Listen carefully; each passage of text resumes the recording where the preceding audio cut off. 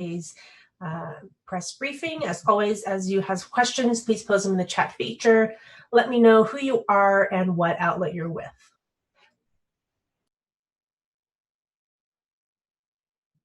Good morning, everyone. Thank you for signing on today. I hope everyone had a good Labor Day weekend, enjoying the warm weather this weekend before today's much more fall-like conditions. So I wanted to share a few updates about the weather and some of the impacts that it's had on our schools. Our operations team has been monitoring the weather as we have many students who are returning for in-person learning in our early childhood centers today, as well as participating in our Discovery Link childcare program, and also beginning to take advantage of our remote learning support centers. Today, we did have to close 6 sites, many of which were food distribution or childcare sites for families, given the drop in temperature and some issues that we had with our heating systems in those buildings. Our operations team is working to restore heating, and for the time being, students will be able to use space at other sites. We've contacted all of our families participating in those programs to let them know of those changes over the weekend. More information about the sites that were impacted can be found online on our homepage. The most exciting news about today is welcoming back our early childhood education centers, students into those schools. I started my day at Pasquale Ledoux Academy and was just so excited to see all of our teachers, school leaders getting ready to welcome students back into our early childhood centers. So we started with our 4 early childhood programs today in our ECE centers, and we'll have the majority of the rest of our early childhood centers opening up, programs opening up in our schools beginning next Monday on the 14th. We do want to remind all of our families that you will need to decide by September 14th if you want to send your preschoolers for in-person learning in our schools, so that in the event that you don't want to send your children, we can offer those slots to students who are on our waiting list. But we had some great photos from this morning. Maybe we can see if we can get some of those out and shared.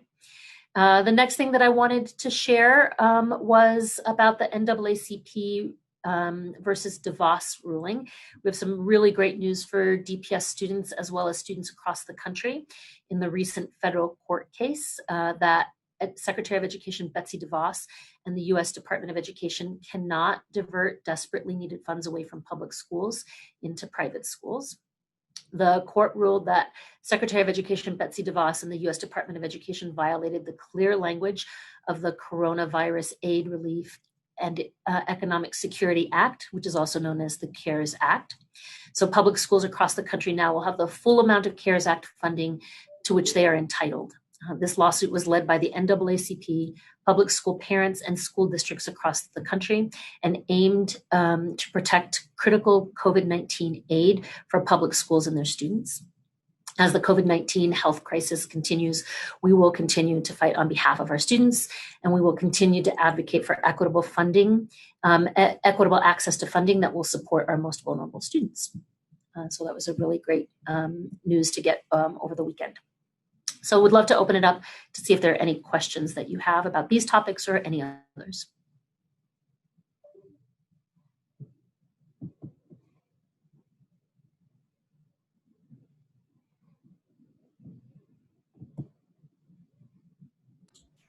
Great. All right. Our first question from Sonia with 9 News. Will you still have snow days? That's been a popular question this morning.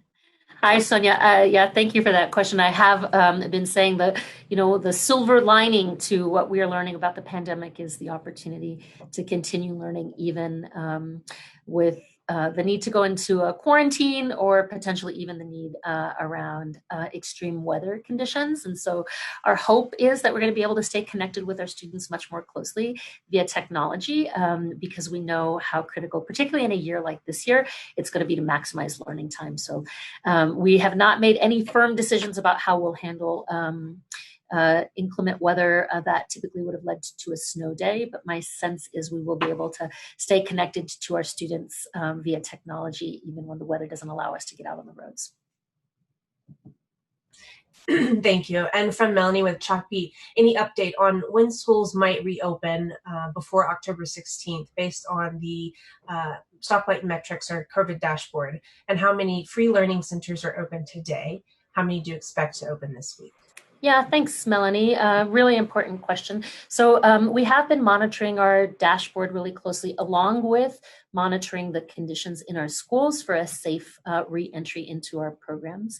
One of the thresholds that we made a commitment to was ensuring that all PPE was received in buildings to be able to have a safe and safe return to in-person in addition to the COVID categories. I think it's really important that we do everything that we can to support that safe and gradual return. Our teachers and leaders have been deeply focused on quality experiences with virtual learning. And so as we begin to pivot, we don't have a firm date set yet. In fact, we'll be having conversations later today about what is feasible, both in terms of tracking where we are with all of the PPE in buildings to be able to share more about that, hopefully within the coming week. Thank you. And again, if you have questions, go ahead and use the chat feature.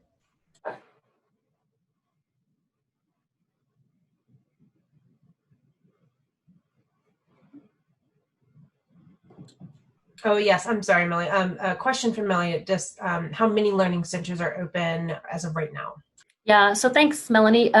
We actually asked our schools to work on that within their school community. So by the end of the day, I'll have a better sense of how many students have been received in our remote learning support centers. I don't yet have feedback on that, but I'd be happy to get back to you. Great. And a question that I've gotten, I'll just pose for the good of the group, is how many students do we have on those ECE wait lists, and what will the process be to move them in? Yeah, so thank you. Our ECE programs are limited by licensing requirements to student to staff ratios. The majority of our ECE centers serve 16 students at a time. Some are half-day programs, but many are full-day programs. And so if there are students on wait lists, we have been calling them to ensure that they, if they are interested in being in person, they have access to those programs. Typically, it really depends by neighborhood. Some neighborhoods have very long, extensive wait lists. Others may not have quite as many. We do know, I know from my visit at Pasquale Ledoux this morning, that the majority of their classrooms are close to being full as students begin to come in person. Many schools are looking at having staggered entry times. And so when I was there, not all students were in yet. We are looking at things like designated times for drop off and pickup so that we can limit the number of students and adults that are coming in at any given time, but really excited to be able to welcome them back in. Thank you. And from Sonia with 9 News, do you have a timeline on the heating for those 6 buildings?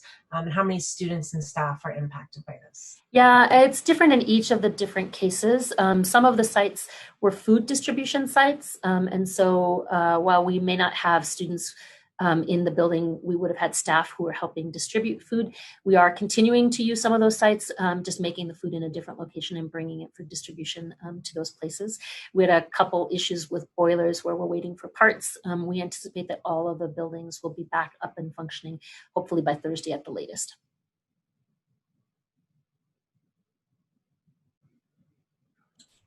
Okay, and last call for questions.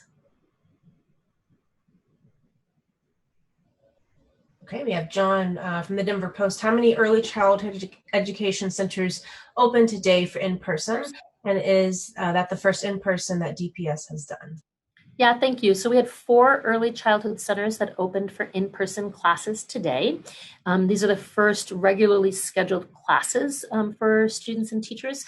As a reminder, we did run summer camp this summer through Discovery Link, and we have been offering Discovery Link remote learning support childcare at over 40 sites throughout the city for elementary school age students. And then today, many of our schools will begin the process of remote learning support centers in their schools, staffed with their own support staff in their buildings. Great. Some questions back to the weather. Sonia with 9 News asks, are you considering switching to e-learning on snow days as opposed to canceling school, and how would that work logistically? Would you always need to make sure kids are going home with laptops the day before a snowstorm? And finally, will you be able to make a decision on a snow day a little later? Yeah, so thank you.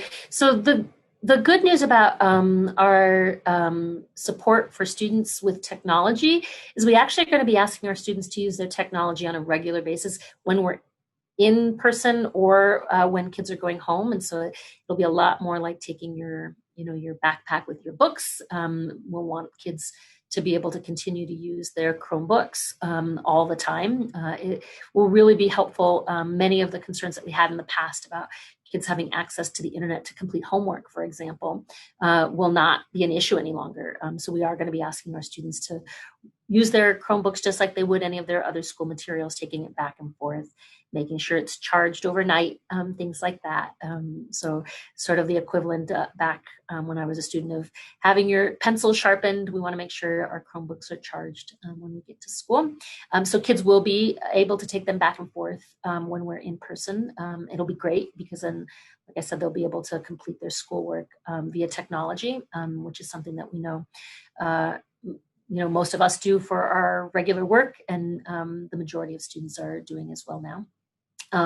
In terms of calling a snow day, I think it will definitely take some of the pressure off to determine how we do that. And frankly, it might make it feel a little bit easier to call it earlier as opposed to later, because it doesn't have the disruption of canceling school for the day, something that I know we've always tried to weigh the pros and cons of, but I think will allow us to continue sort of unfazed with an approach to learning going forward. So that might be a little bit nicer.